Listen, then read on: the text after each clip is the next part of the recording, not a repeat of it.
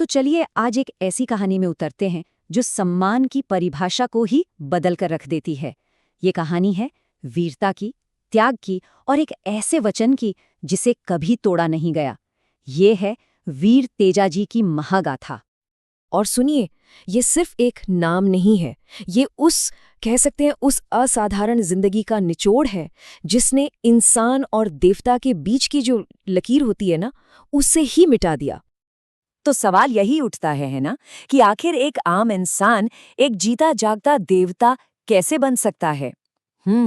इसका जवाब छिपा है उन वादों में, उन वचनों में जो हर मुश्किल के बावजूद निभाए गए। चलिए वीर तेजाजी के इस कमाल के सफर को एक एक करके समझते हैं।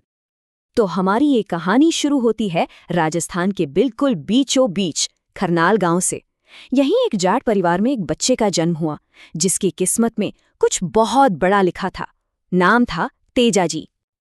देखिए, लोक कथाओं की माने तो तेजाजी बचपन से ही सबसे अलग थे।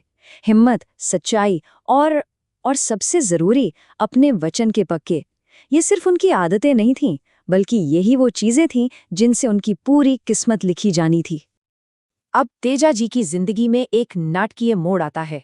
उन्हें एक बहुत ही परेशान करने वाली खबर मिलती है कि लुटेरों ने उनकी बहन लाची के घर पर हमला किया है और उसकी सारी गायें चुरा कर ले गए हैं। अपनी बहन का दुख देखकर तेजाजी एक पल के लिए भी नहीं सोचते।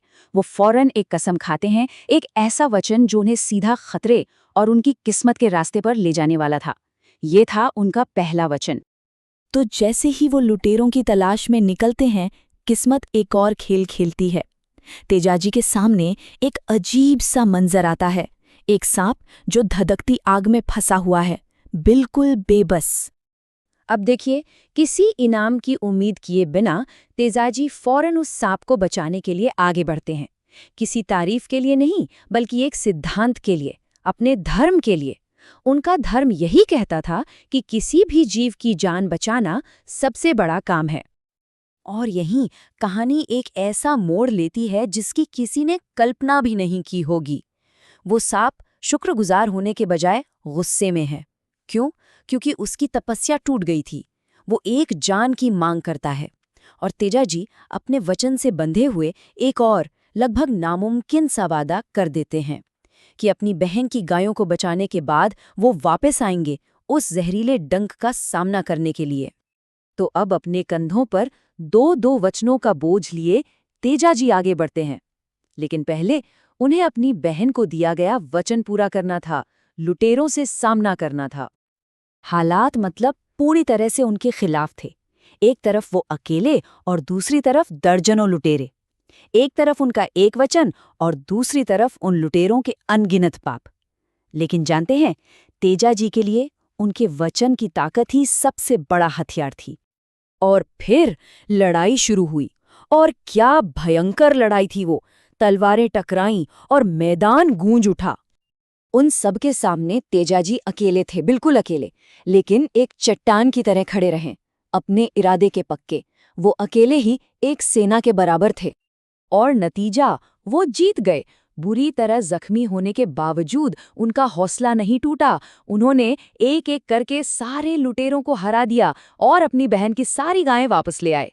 पहला वचन पूरा हो चुका था। लेकिन ये आराम का वक्त नहीं था। शरीर पर अनगिनत घाव थे, खून बह रहा था। फिर भी तेजाजी रुके नहीं। वो मुड़े और वापस चल दिए, किसी सुरक्षित जगह की तरफ नहीं, बल्कि उस सांप से मिलने के लिए, क्योंकि दूसरा वचन अभी बाकी था। तेजाजी को इस हालत में देखकर वो सांप भी चौंक गया। एक आदमी जो ठीक से खड़ा भी नहीं हो पा रहा, जिसका पूरा शरीर जख्मों से भरा है। वो सांप भी जानता था कि ऐसे योद्धा को डसना पाप होगा, ये धर्म के खिलाफ था। पर तेजाजी का जो जवाब था वो आज भी गूंजता है।